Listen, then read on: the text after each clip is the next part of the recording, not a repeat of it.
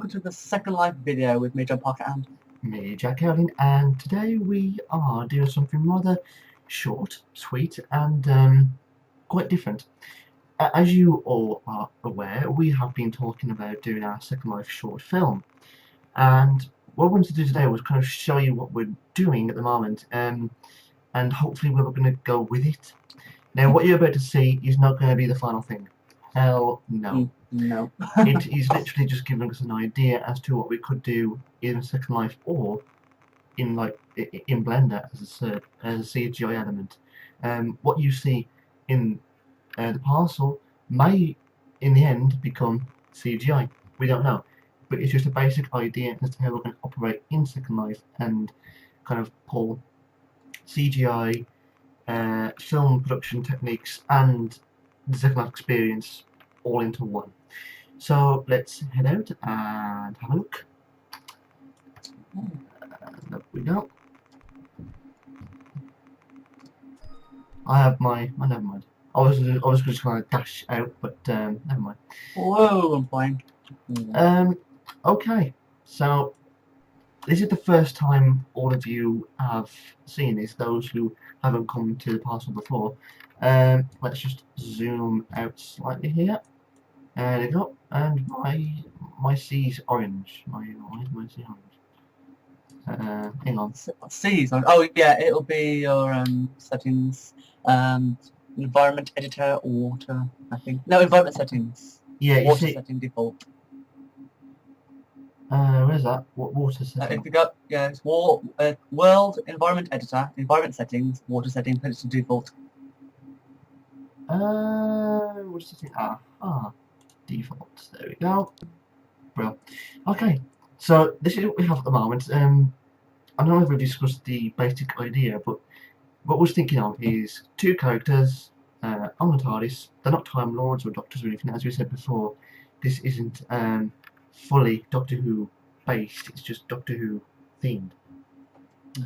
Two TARDIS owners want to meet up, but they eventually collide in the time vortex just out of pure luck. Not pure luck, because it's not lucky, it's actually bad luck. Out of pure bad luck, they literally, the two opposing forces more or less collide, and they land in the same place, but not their destination. Both the TARDISes shut down due to the excessive power fluctuation, however you want to put it, and they arrive on like a kind of a volcano. A hilly volcano. Yeah. Island. Very active volcano. Yeah. Like an island with an active volcano. There we go, an island with an active volcano. So as you can see, of course, we've got the Stargate and the HD there. Of course, during filming, that will be moved upwards. You can't see it. But what you can also see is around the outside is a green screen, well, or a green border. That green border is essentially going to be used to knock out what you see around. So basically, other people's kind of parcels and all that stuff. Otherwise, obviously, you'll just see like the idea of this is that we're going to actually put an extra environment that kind of matches the current parcel, which is actually should be made in CGI. Also, a quick little thing. If you look over here, that our land ends abruptly into the sea, and this is a common thing with Second Life islands. If you look, actually, if I rotate the camera like that, you'll see that it's literally the land itself is mesh, and it just stops dead. And you can see I've got property lines on, so you can see the end of that property. What I recommend doing, Jack, is that when we have our green screen or blue screen, in CGI we recreate an environment similar to the one we're standing on to fill in all this sea. Of course, we're not going to actually using green screen. It's just hit me. I think blue screen probably be better. Yeah, but we to fill in bits, like to act as like to fill in the backgrounds. What about our TARDISes though? They're blue. Yeah, but you choose the correct colour for it. You don't have to use it pure blue. Well, no. It doesn't have to be pure crumble blue, because After Effects will be able to knock out any colour. As long as it's a solid colour which doesn't actually conflict with any other elements in the actual scene, we'll be fine. But basically, we've got the hill set up and a little kind of dip for the lava to kind of pour out of. Now, the actual terrain, the actual scenery, the set design, that's more or less my expertise. But when it comes to Second Life, however, the more technical stuff mainly falls to John there. As much as I can do it, I'm not, So not fantastic at it. what I want to do is now just leave the next bit with you. Basically, the lava. How? Yeah. Basically, the idea is, how are you going to approach it? What do you think you might have to do, and how difficult will it be? In terms of difficulty, it's going to be definitely a challenge because it's lava, and all the types of lava I've seen in Second Life have all been a type of sculpting or a type of mesh that someone has gone ahead and created. And it literally, we've got to make it as realistic as possible, like a fluid, like lots of different circles mashed and melted together to create a flow, or at least something that looks like a flow of liquid. Agreed. Which is going to be the most difficult part, modelling that lava. That is going to be a very difficult part because we're going to match it against the land. We're going to match it against the land, and then we've got to, not only that, but I've got to find a way to do a lava texture so that it's flowing constantly.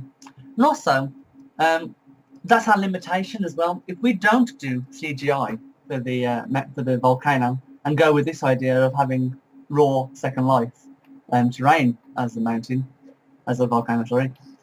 We do have the problem that the lava will not be able to move and flow as it should do, which limits us then as to how the story will go.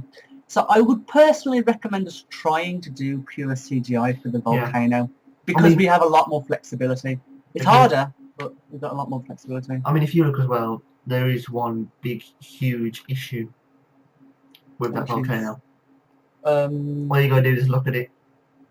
Well, the texturing and whatnot is a bit off as well. We can't change the textures because it's an estate control setting as well. So, now I think the idea is flatten the whole thing up and literally do what they did.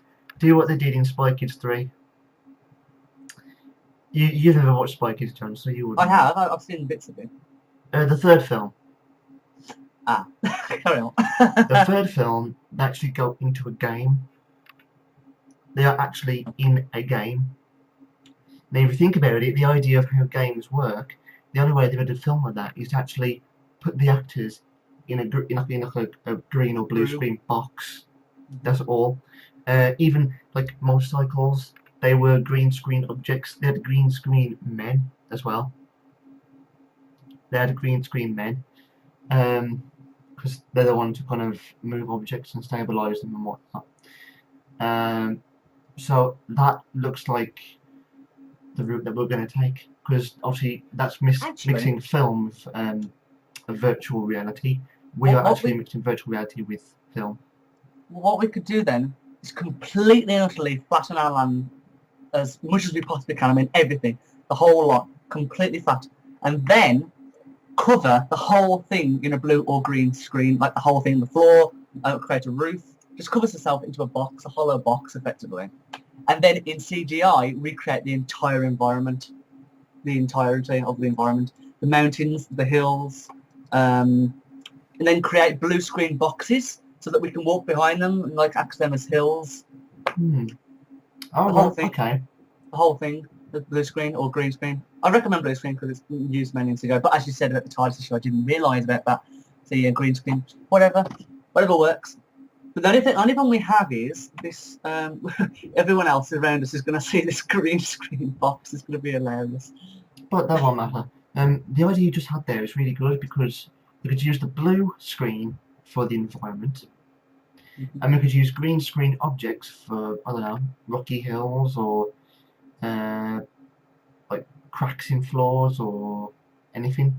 That might be a good idea. That will basically kind of gives us more control as to how we're going to knock out the green and the blue and put what and where. Because as I said, we do have this. Well, as Jack said, we do have this entire environment around us that we're going to knock out. We can't have anybody else's parcels in. We haven't got permission to view their parcels on YouTube, and not only that, but it wouldn't suit the environment that we're in. So we will have to recreate the environment, and we have got a small parcel of land, haven't we? We haven't got quite a huge bit of land to use. It is literally like a studio. If I right click the ground, there you go. You can just see the property outline of how much land we've got. So we will have to recreate the entire environment to work with. Definitely, we will do. I mean, it is literally like a film studio location. You know, they have different. They have like Studio A, Studio B, Studio. I have got a perfect example for you.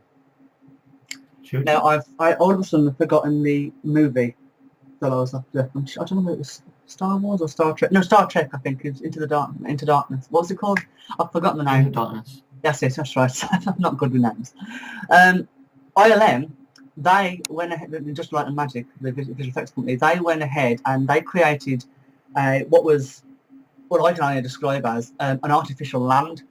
And what it was, not in visual effects, but in actual real life, they went ahead and created a square of land, and then they stuck like some trees on it, I think, and then they had actors running around, and they had a blue screen bottom.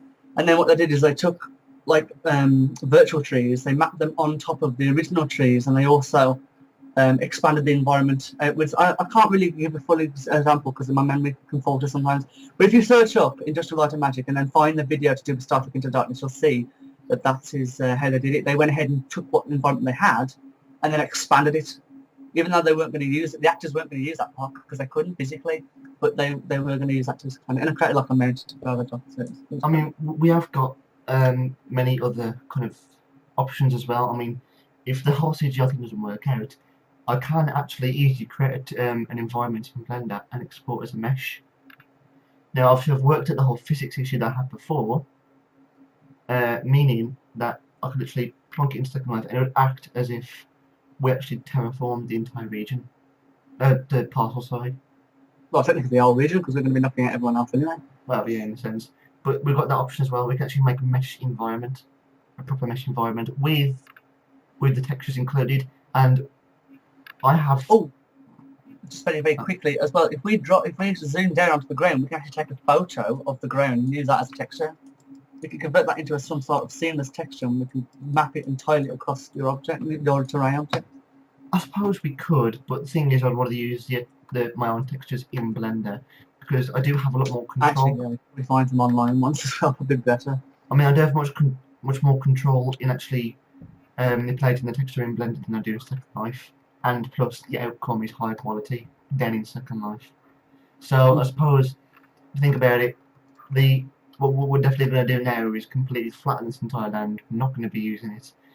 We're not going to be using the actual terraform idea that we had, and we're either going to go down the CGI route with just a green screen box, or we'll just put a mesh object into Second Life and film there. But what we can use this idea, the terraform that we've already got, as an idea as to how we can map the CGI. Yeah, I mean, what we could do, think about it. I could create the whole thing in Blender, create a whole like a mesh, flowy kind of river, but make that like green or blue, and we can knock it out and have some sort of lava kind of animated texture. Because I've been finding out how to do fluids in Cinema 4D, and how to do physics to do with. I think I can like take spheres and then make them mold into each other to make a watery effect. Yeah.